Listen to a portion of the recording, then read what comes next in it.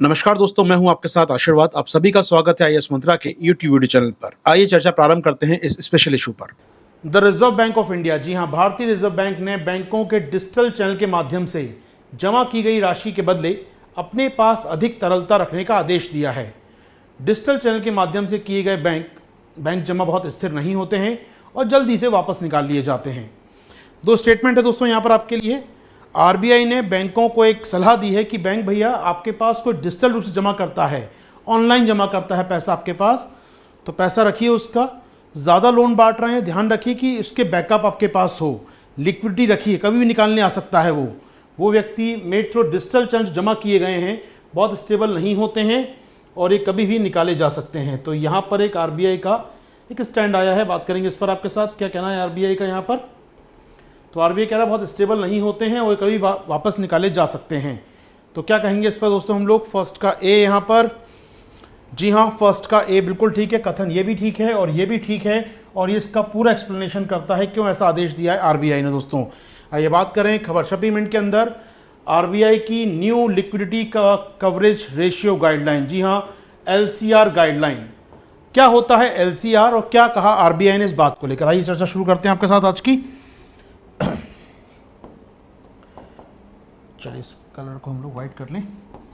LCR, liquidity coverage ratio या तरलता coverage ratio की बात कर रहे हैं आपके साथ। लिक्विडिटी कवरेज या तरलता कवरेज अनुपात क्या होता है? ये बैंक के पास जितना पैसा जमा हुआ है, जितना पैसा उसके पास जमा हुआ है, उसके बदले वो लोन दे देगा। ऑफकोर्स लोन बांटता रहता है वो, उसके बदले उसको कितनी हाई क्वालिटी की liquid assets, HQLA, high quality liquid assets, उसको रखनी पड़ेंगी अपने पास, जिससे कहीं वापस मांगने कोई आ जाए तो निकाल के दे सके। वो ऐसा ना हो जाए कि उसने उधार बांट दिया या उसने कुछ कहीं पर जमा कर दिया पैसा कहीं निकाल कर, या यहाँ से निकाल कर गोल्ड खरीद के रख लिया बैंक में उसने, ऐसा ना हो। तो उसके पास पैसा हमेशा हाथ में हो, कोई आए मांगने तो आप निकाल के दे सकें उसको। यहाँ पर इसको हम कहते हैं लिक्विडिटी कवरेज,